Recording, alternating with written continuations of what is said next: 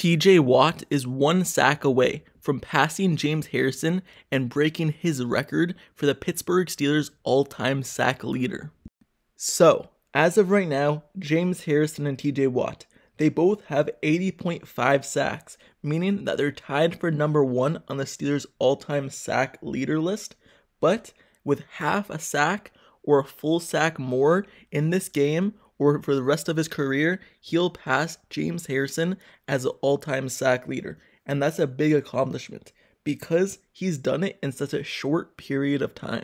For TJ Watt, it's only took him 88 games to tie the record with 80.5 sacks. But James Harrison, when you look at him, it took him 177 games. There's some stuff that play into it, like James Harrison not being a full Pittsburgh Steeler by then. He was still kind of on the fringe of the team, getting cut from the team multiple times. So yes, you could say that played a role into it, but still, TJ Watt having 80.5 sacks in 88 games, almost having one sack per game, is a huge accomplishment for him. And also, just looking at last week, TJ Watt had 3 sacks in that game against the 49ers. With the Steelers' defense looking really bad and giving so much yardage both in the pass game and the run game, TJ Watt was only bright spot for the Steelers team on both offense and defense. He was single-handedly trying to keep the Steelers in that game, getting 2 fumbles, but only recovering 1, with 3 sacks in the game. So he was doing a lot, and just looking at that number in specific, 3 sacks. So, TJ Watt, he came in this league in 2017, but since 2015 to 2016, all the way to 2023, TJ Watt leads the entire NFL among active players of people who've had 3 or more sacks in the game, meaning that he's had it a lot of times in his career.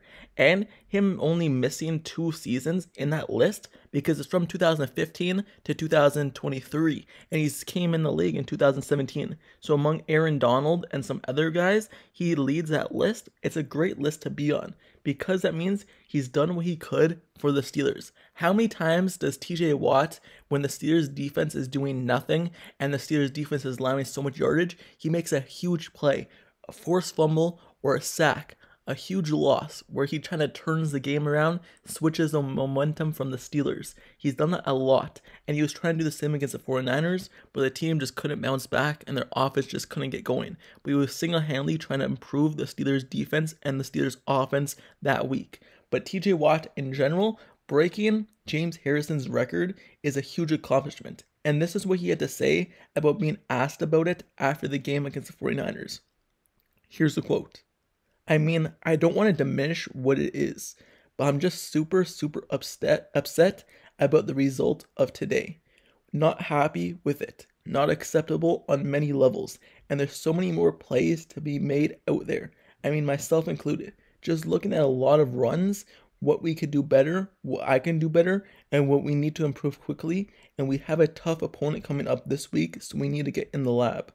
So it seems like he wasn't much focused on breaking the record. Obviously, he said he didn't want to diminish it because it is a huge record to have, leading the Steelers in all-time sacks, but he's more so focused on this game against the Browns today. So, the Steelers face the Browns today. And Darwin Jones, if you remember Darwin Jones, he stands at like 6'7", like almost like 400 pounds, something like that. He was a huge tackle in this year's draft. There were kind of rumors around the Steelers maybe drafting him, but apparently Mike Tomlin didn't like his work ethic or something like that. A story came out along during the draft season about it.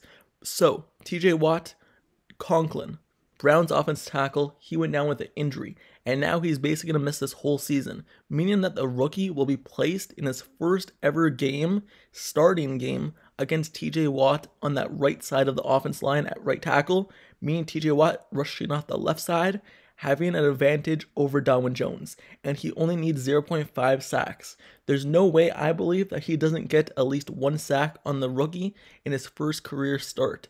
So, TJ Watt, he's going to have a favorable matchup against Darwin Jones. Darwin Jones, he said that he knows how to stop TJ Watt, but TJ Watt is facing him. He's going to have a hard time, I believe, to kind of like power through him because he does stand at like 400 pounds, but he's not quick on his feet, Darwin Jones. He is in space, but not really as a stationary right tackle. So TJ Watt always likes getting the edge, kind of bending and dipping down, ripping through. So we seen that move for TJ Watt is probably going to be his go-to move. Not really the bull rush that sometimes we see from TJ Watt, where he kind of goes right through the offensive tackle. Darwin Jones standing like 400 pounds, that's be very hard to do, but him getting the edge on him is going to be key for TJ Watt in getting the sacks for the Steelers. So, against the right tackle, and against someone who's less experienced in this league, TJ Watt should dominate in this game against the Browns. But going back to the record now, just talking about James Harrison, it's astonishing what James Harrison did for the Pittsburgh Steelers, because he was cut from the Steelers like 8 different times, sent down to the practice squad, signed back to the team, cut, signed to the practice squad, signed to the team, cut, like 8 different times, I believe. So him having this record on the Steelers is already a great thing for him. And he even congratulated TJ Watt on tying his record. So James Harrison, if you remember, he was actually with TJ Watt in his rookie season. And if you remember in the podcast, whenever James Harrison talks about TJ Watt, he says that he's actually part of the reason why TJ Watt switched sides into the other defensive line position, the other outside linebacker position, because James Harrison realized that TJ Watt had moves that he could only use on that left side that he was not being able to use on the right side of the defensive line off the edge, and he knew that the left side would be better for him. And ever since he switched to the left side from the right side back like 5 years ago, wherever it was now, that's when Bud Dupree had his highest sack season, when he switched sides as well, and that's when TJ Watt switched sides. So James Harrison played a role kind of in TJ Watt's game and having him switch sides on the edge and having him produce sacks for the Steelers.